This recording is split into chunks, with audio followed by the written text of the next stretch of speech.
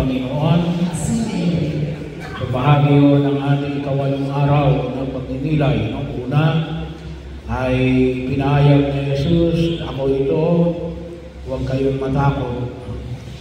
Noong pangalawang araw kung paano itinangayos ang ahas sa ilang, ay itatahal sa ilang anak ng tao. Pangatlo ay tayo na anyahan ng Jesus na maging pagtotoo ng Diyos. Yung ikaapat ay paanyaya na kung saan ay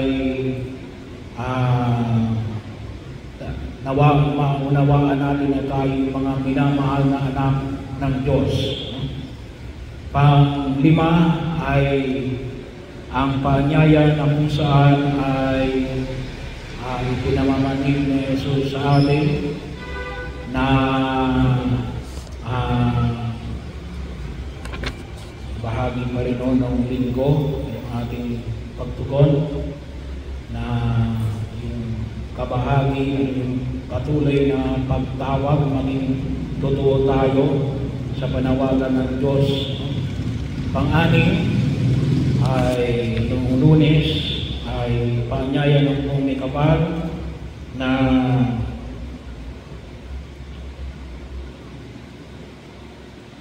yung pagtawag din sa unang mga alagad, tayo tinatawag din ng Diyos. Tumutugon na tayo sa panawagan ng Diyos. Bahagi at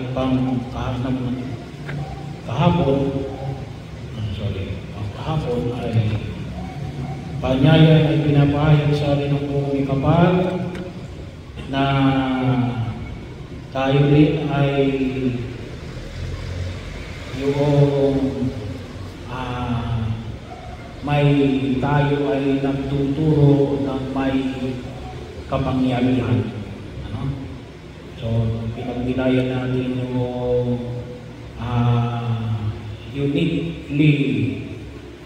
unique at the same time ay tunay na genuinely true.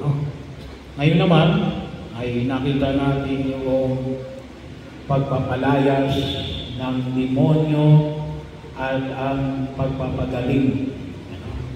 Una, pagpapagaling sa biyanan ni San Pedro at sa mga taong dinadaroon ng mga tao at yung pagpapagaling sa mga may sakit at ang pagpapalayas ng masamang espiritu. So bahagi yun, na makita natin yung pagpapagaling sa mga may sakit at ang pagpapalayas sa masamang espiritu. Yung unang pagbasa ay nagpapaanyaya sa atin na yung pagpapalaya sa masamang espiritu sa sulat sa mga Hebreo na yun ay pagtatagumpay ng Diyos laban sa kasalanan, laban sa kamatayan na nagdulot sa atin ng kapahamakan.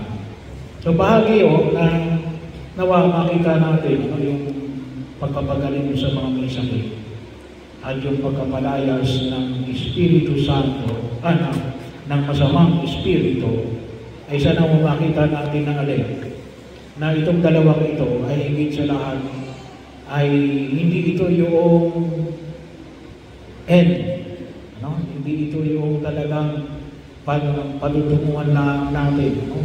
Ito ay, kung tutusin po natin, ay daan lamang. At ang daan talagang pinaka-end ay yung pananalig kay Jesus.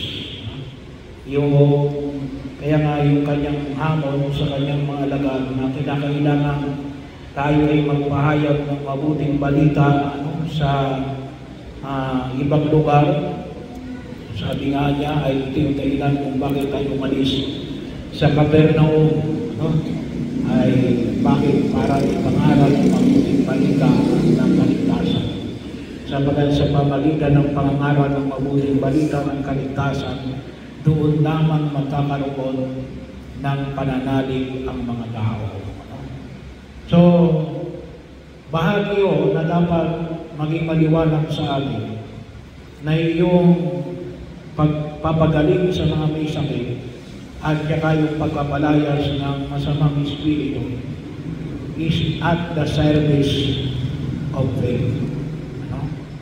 Kasi pwede ka naman gumaling, pero walang pananampalataya. Ano? O kung tawagin nga natin maaari siguro na hindi tama ang pananampalataya. Kasi pwede ka magpagaling kahit kanino eh. Alam niyo ba na masama ang magpagamot sa mga kung tawagin natin espiritista, no? At saka sa mga kung tawagin natin ay yung mga itinuturing natin ng mga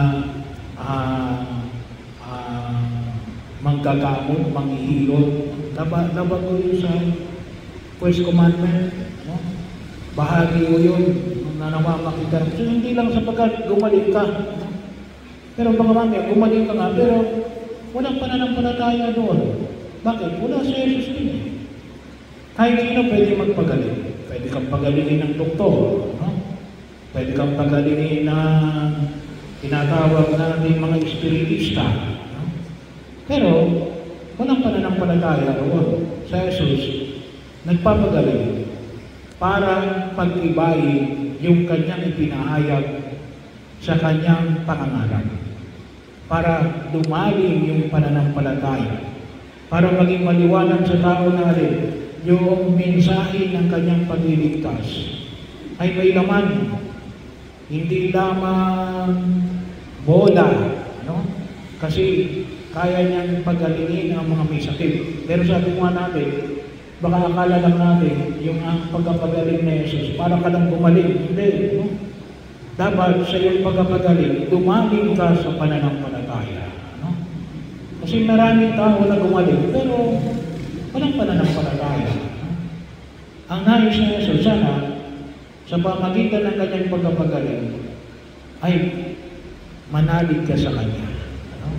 Manalig ka sa kanya. Kasi pwede kang gumaling ng walang pananampalataya. It defeats the purpose. Ano yung purpose ng kanyang pagpapagaling? Para manalig ka kay Jesus. Kung ikaw ay gumaling, good. Pero sayang. Kasi wala doon yung pananampalataya. Mas malalim na ikaw ay manalig. At kung kinakailangan na yung pananalig mo, ay pwedeng gawa ng pananampalataya mo. Kasi pwede kang pagalingin ng ibang bagay. Pero hindi gawa yun ng pananampalataya. Walang masama doon, gumaling ka. Kaya lang, baka hindi natin naiintindihan na yung pagpapagaling ni Jesus ay para manalig ka. At yung punawa, huwag natin kalimutan na kapag tayo gumaling, dapat humantong sa pananalig. May susunod pa pagkatapos ng pananalig. Pero yun po muna. Ganon din sa pagkapalayos ng masamang espiritu. Bahagi o. Pwede kasi mapalayos ng masamang espiritu. Bahagi o. Pero wala kang pananampalataya. Pwede ba yun paano? No? Kasi yung kapwa demonyo, pwede magpalayos. No? Akala ka minsan, no? Mayroon nung nabanggit ko sa inyo, no? Mayroong pagkakataon na hindi ko na sabihin kung saan. Pero mayroon nung isang patient, no? Na inaalihan ng masamang espiritu. Kaya lang, kapag lumalapit sa akin, okay, pero not later on, bumabalik. Bakit? Nagpupunta sa albularyo eh. Kaya, wala rin. No? Bakit? Ay, babalik doon. No? Kaya bahagi o, yun ay pagkakataon na kung saan ay makita natin. Mawawala, pero babalik. Bakit? Ay, pupunta sa albularyo. At dahil sinasabihan naman na huwag na kayong babalik doon. No? Ano yung mahalaga? Magsimba ka, no? Magdasal ka, no? Mangumpisal ka, tumanggap ka ng mga sakramento. Yun ang mahalaga. Kaya bahagi yun, Pero yun ang makita natin, una natin sa lahat, yung pagpapagaling at pagkapalaya sa masamang espiritu ay para sa paglilingkod na lumago ang ating pananampalataya. Pangalawa, kung talagang pinagaling tayo ng Diyos sa ating mga karamdaman at sa napalaalis sa mga masamang espiritu, nagbago ang buhay natin, tayo'y itinakbo natin ang kasalanan, ay dapat may second phase. Ano yung second phase? Paglilingkod. Papasok yung paglilingkod. Service. Bahagi ko yun. Ba't ka pinagaling ni Lord? Hindi lang para magpatawa ka. Maglingkod ka. Yun ang ginawa mo na yung ginamit sa Pedro eh. Naglingkod siya sa mga pagkagaling ng pagkagaling niya. Kasi kung ginawa mo, huwag natin kalimutan. Kaya tayo binibigyan ng pasalamat tayo, binibigyan tayo ng lakas ng katawan. Na maayos ng pag-iisip, nagigising tayo araw-araw. Hindi lang para sa atin, pero para tayo ay makapaglingkod. At bahagi ito sa ating paglilingkod, lalong lumalalim yung ating pananampalataya. At yun po yan eh, kung tawagin natin, life cycle yun eh. Life cycle ng ating pananampalataya. Bahagi na kung saan yung huwag natin kalimutan. Pinagagaling tayo ng Panginoon. Bahagi yun, pinalalalim yung ating pananampalataya. Naglilingkod tayo, lumalalim yung ating pananampalataya. Bahagi yun na kung saan ay nawa ay patuloy na kung saan ay bibigyan pa tayo ng lakas upang higit natin pakinabangan ang kanyang pagliligtas habang tayo tumatahak sa daigdig na ito. Mahalaga ko yun. At hindi na kumisan yung pinagtitibay ko kasi kumisan may mga tao, mga naglilingkod sa simbahan. May naglilingkod sa simbahan, pero ang tanong ay pinagaling ka ba ni Lord? Hindi naman exactly na magiging santo ka na. Katulad ni na San Pablo o ng Ermitanyo at ni San Antonio Abad. At si San Antonio Abad, nakapagpapagaling yan, no? Lalo-lalo na yung kanya rin, yung skill, no? Sa mga siya'y tinuturing na nagpapagaling sa mga skin diseases. No? Ano mang uri ng skin diseases? No? Yung skin diseases, ay matindi rin o yan. Dahil dyan nakamamatay din. No? At nakasisira ng inyong pagkilos. No? Pero yun naman makita natin, no?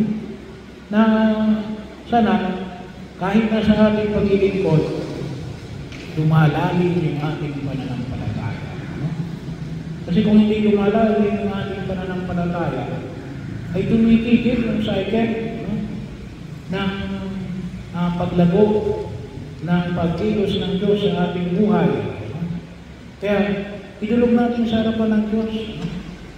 Na sa ating buhay sa daigdig na ito, huwag natin kalimutan natin, nais tayo ng Diyos na tayo ay pagalingin. Ito yung pananalig natin.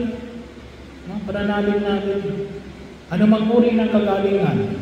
Katawan man ng Espiritu. No? Kaya kapag tayo tumatanggap ng kumanyan, anong sinasabi natin? Panginoon, hindi ako karapat-dapat na magpatuloy sa iyo. Ngunit, sa isang salita mo lamang ay gagaling na ako. No? Bahagi mo yun. No? At huwag natin kalimutan na yung gagaling na yun ay yung tema na ipinahayag sa unang pagbasa. No? Inaalis ang mga bagay na nakasisira sa atin, lalong-lalo na sa ating pakipag-ugnayan sa Diyos. At ito yung ipanalangin natin sa harapan ng Panginoong Kapatid. No? Anawa, maging bahagi yun, nais ng Diyos, bahagi rin ito ng ating patuloy na pagninilay sa biyaya ng pagliligtas ng Diyos sa atin.